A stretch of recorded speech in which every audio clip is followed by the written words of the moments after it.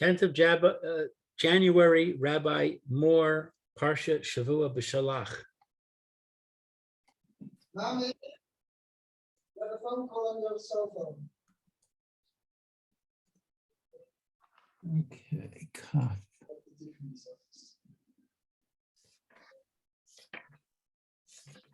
Hello? Yeah. Okay. Okay, so 19, Rashi, Hashbea Hishbia. He made to swear. He caused to swear.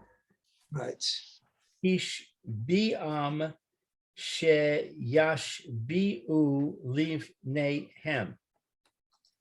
So he made to swear that they would make their children swear.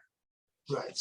It was like a tradition of oaths. Okay, he made them the one from they should be passed. The oath should be passed down from generation to generation. So Joseph made his brothers swear that they would make their children swear to take his remains with them when they would leave Egypt.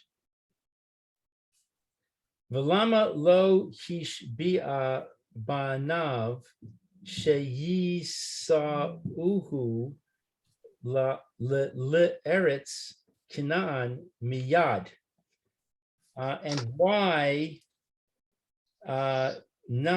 did Joseph not make his sons swear to carry him to the land of Canaan immediately? Right, just like Yaakov. Right. Yaakov. Kamo shehishbia Yaakov. Like it was requested, like he swore to Yaakov. Or no, as Yaakov made them swear. Yaakov made them. Yaakov made Yosef swear that he's going to take up after Yaakov passes away, that he's going to take up Yaakov's bones to the land of Israel to be buried in the Ma'aras HaMachpelah. Okay. Yosef, Yeah. Because Yosef said, "Ani shalit hayisi b'Mitzrayim." I was a ruler of Egypt. In Egypt, right? B'Mitzrayim. In Egypt or over Egypt? Would say Al Mitzrayim then. I see Shalit b'Mitzrayim. I was a leader in Egypt. In Egypt. V'haya sefek biyadi la'asos. Sipek biyadi la'asos. That's what I have punctuated over here. I have two segols.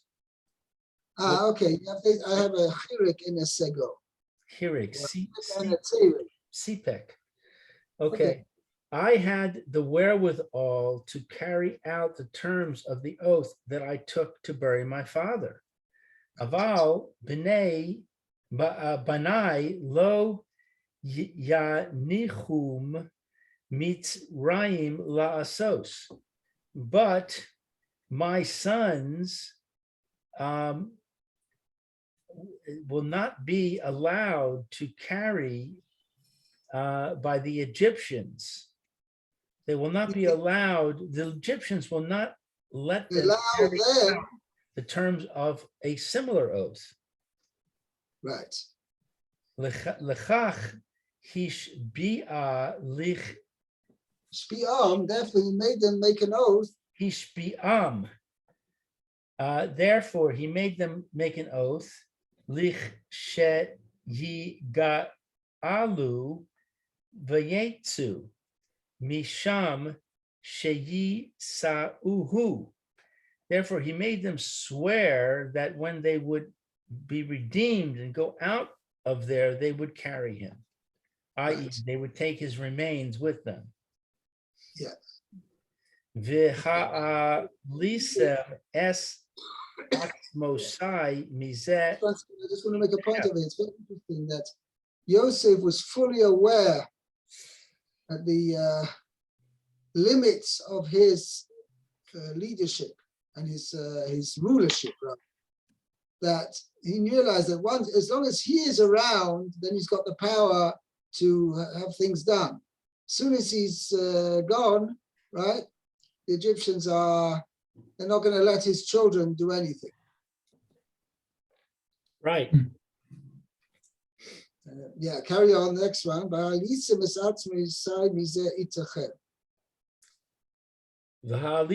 es atzmosai mizet itchem.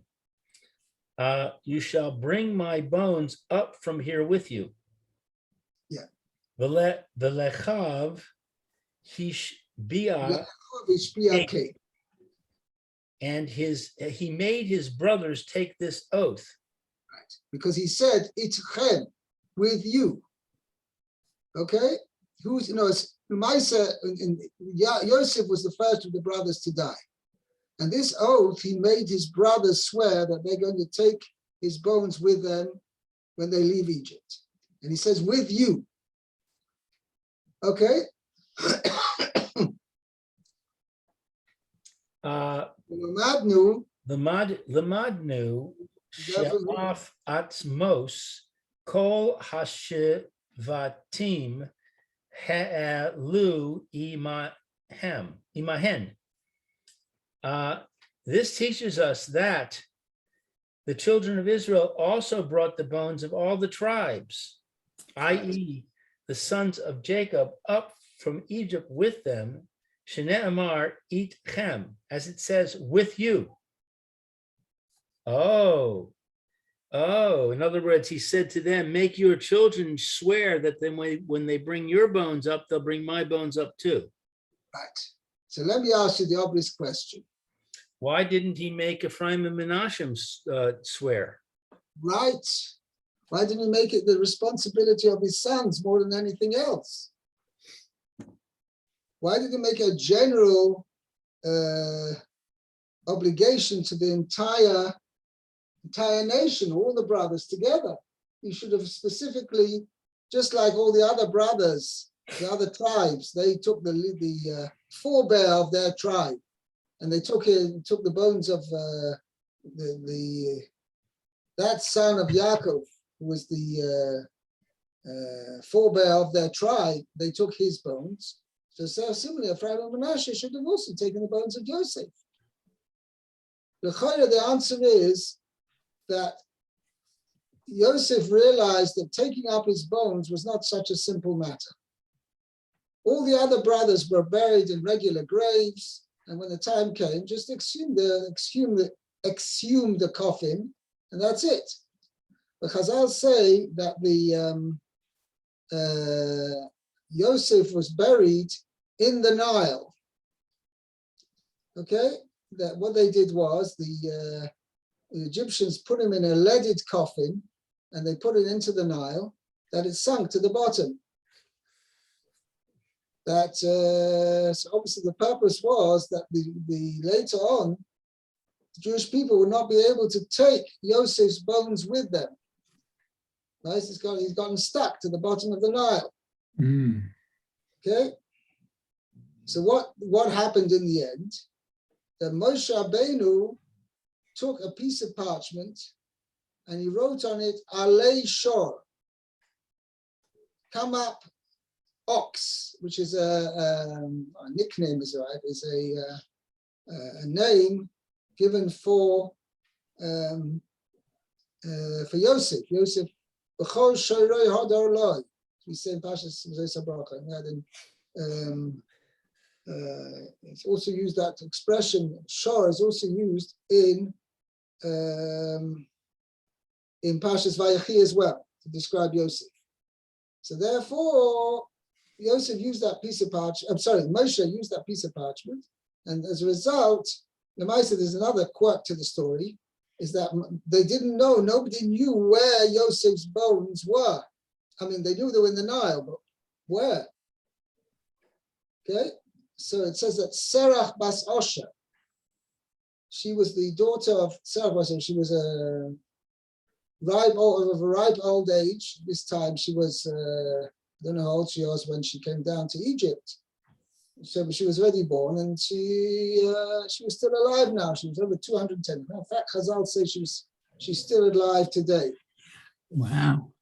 Anyway, but even then,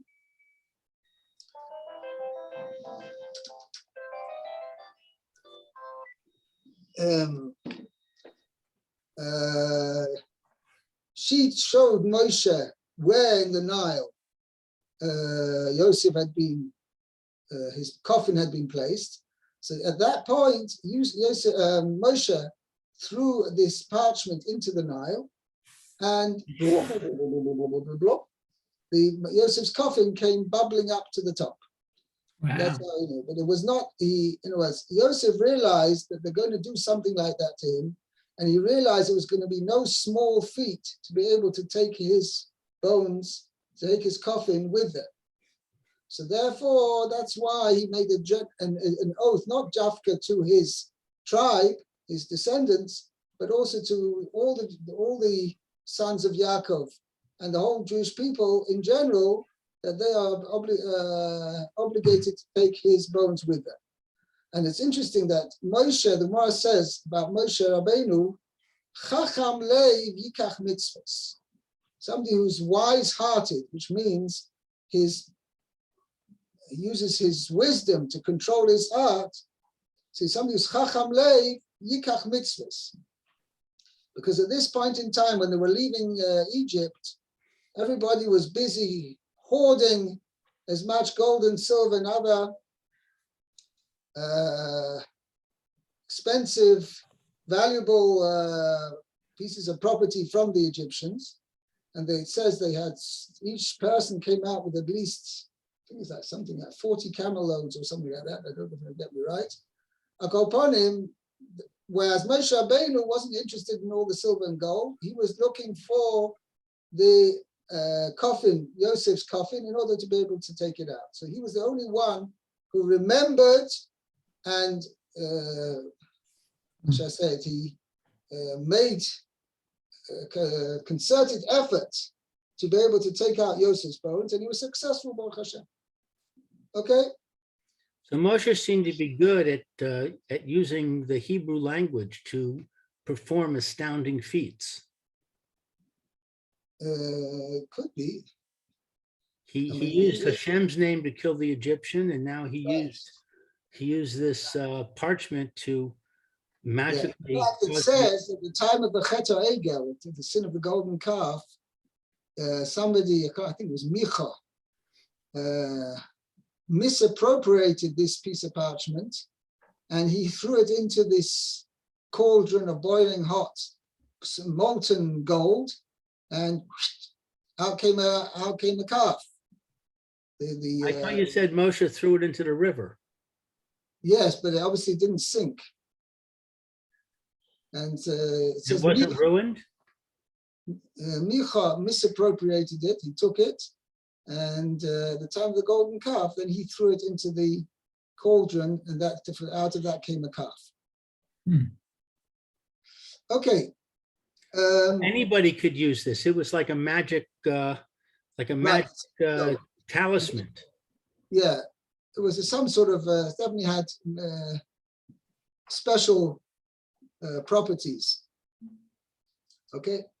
Is it because it was written by Moshe, or could anybody write something like that? Sorry? Because it was written by Moshe, or could anybody write something like that? I guess the answer is obviously it had to be written by Moshe, otherwise the other guy wouldn't have had to steal it. Right. Could have written it himself. So Moshe had some kind of magic power here. Right. Okay. So where are we now? I lost my place. The end of Parsha, we finished year 19. Oh, right. Okay. Pasuk Chaf, Meir. Okay, so it says, Vayisu misukot v'yachanu be'etam v'kitzei hamidbar. So they traveled from Sukkot and camped at Aton on the edge of the desert. Right. By the Okay. way, this Sukkah is the same place that everybody, it says the Jewish people had all gathered together. Where is it? Last week's Parsha.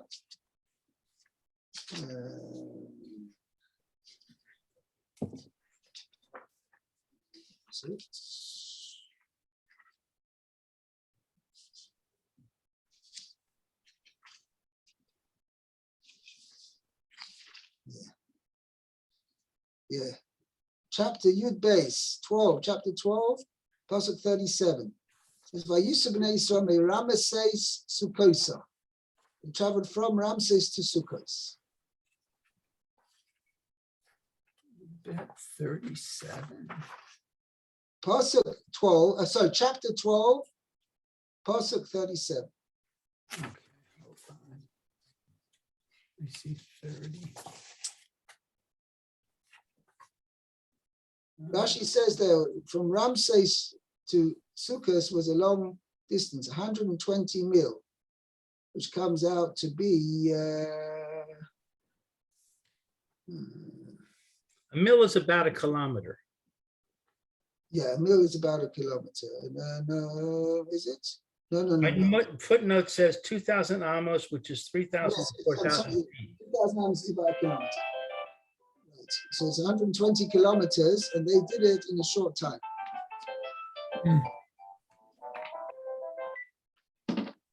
Yeah.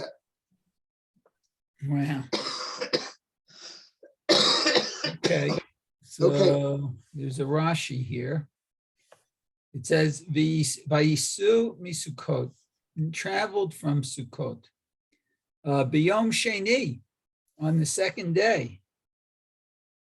And Sheharei Barishon Ba'u Me Ramses L'Sukkot.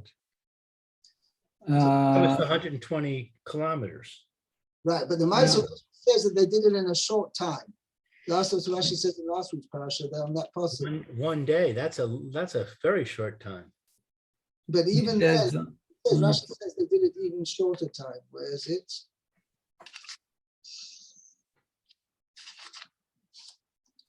Meves Mil Hayu Ubo Sham Lefi Shah. Shnei Mavos Eschem Al Kamfei Mishorim. They flew by Concord, in other words.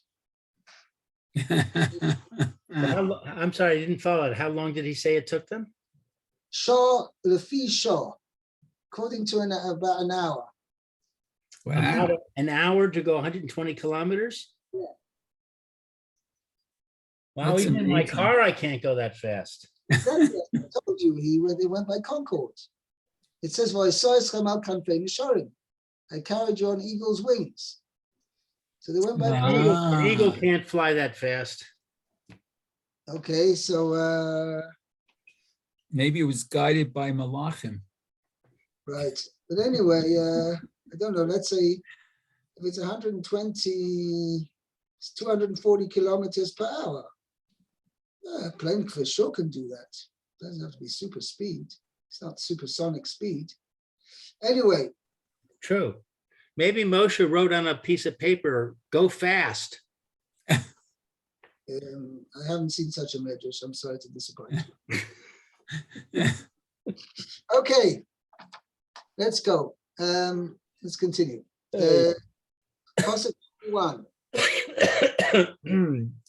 V'Hashem holech lifnehem yomam be'amud anan lan chosem.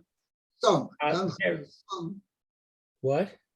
Lan chosom. It's a comma. It's under the top. Lan chosom haderech ve'laila ba'amud eish lehair lahem leleches yomam v'laila. Okay. So Hashem went before them by day in a pillar of cloud to lead them along the way, and by night in a pillar of fire to give light to them so they could travel day and night. Okay, very good. All right, so 21, lanechosam haderech, to have led them along the way. Nakum patach, Nakud patach. nakud patach. The vowel is a patach. Meaning under the lamed. Right. So Rashi's pointing out, we had this before, a different example, where since here's actually a bit slightly different because you've got a hey, but instead of saying lehan, leha, you just say la. Whereas because the hey is also like a short sounding consonant, and it can often be swallowed when they think. So therefore, instead of saying lehan choisam haderach, you say lan choisam. You combine the lamed and the hey, the lamed with a shva and the hey with a patach, and together there becomes a lamed with a patach. Oh, wow.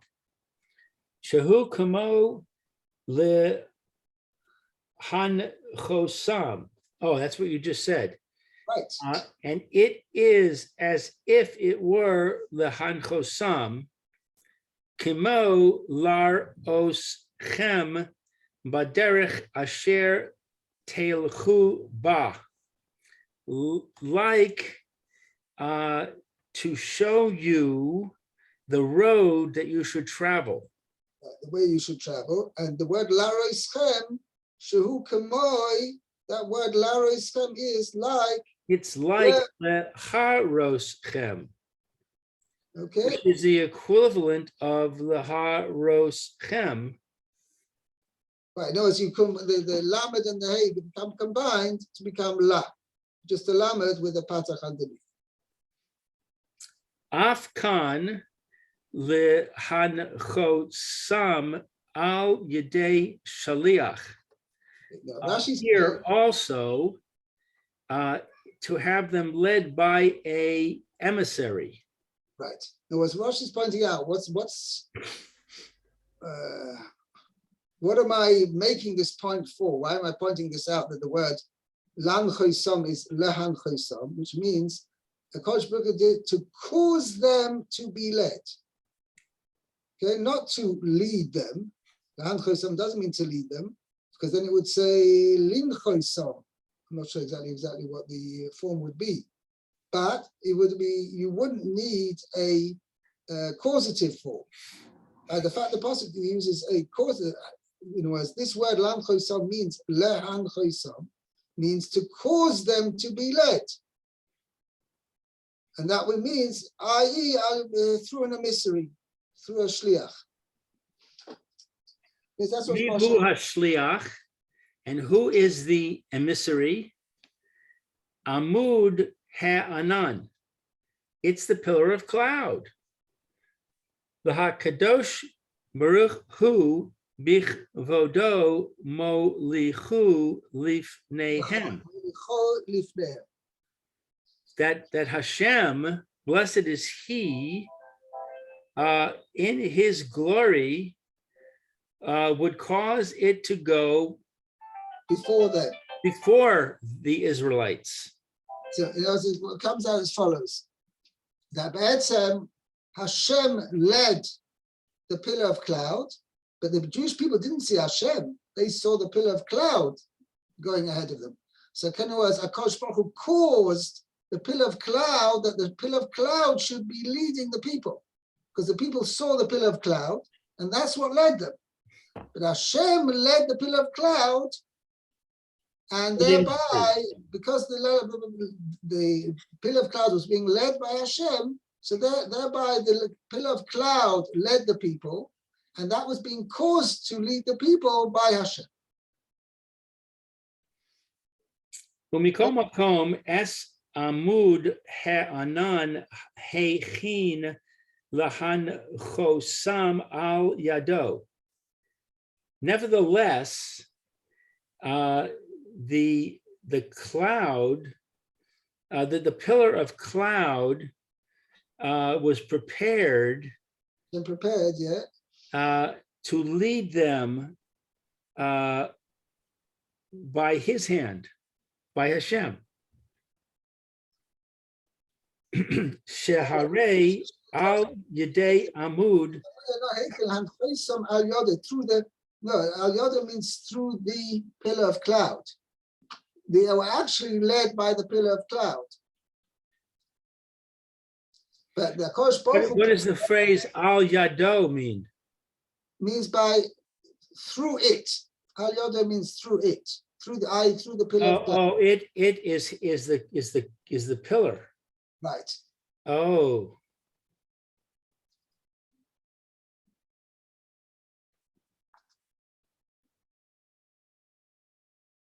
I see. To lead them by it. I see. Sheharei al yedei amud ha'anan haim holchim. That behold, through or by means of the pillar of cloud, they traveled. Amud ha'anan eino le'orah. The pillar of cloud was not for light. Ella lehorosam but haderech, rather to guide them on the path.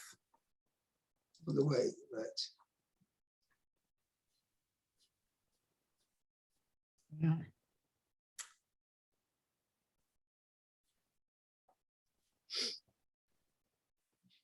Yeah.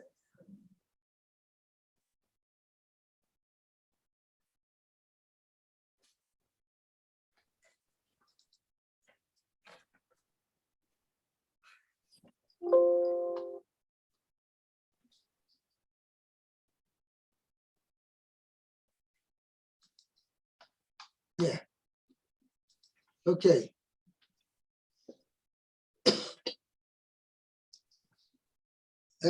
Okay, so now she's pointing out that was the thing. The pillar of cloud just was was to lead them on the way. But the pillar of fire had a double purpose. It was to light for them, and I